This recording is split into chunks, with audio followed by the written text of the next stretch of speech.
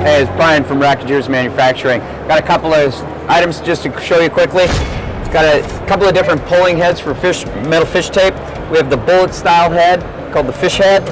We also have a great product here. It's a flexible swivel head called the Flex Flyer. Just pop off that, cut the end of your fish tape, slide on the collar, give it a little twist on the end, and then thread up that flex head here, tie off spot in the center. You can pull up to about 400-pound pull on that one. That's a very cool product, very reasonable price point.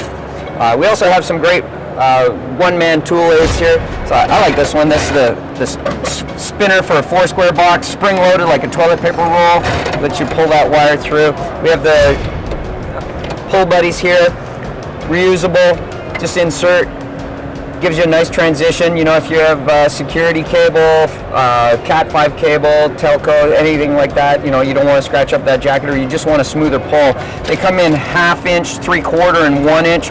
The pull buddy, so you can get an assorted pack or all in the same pack.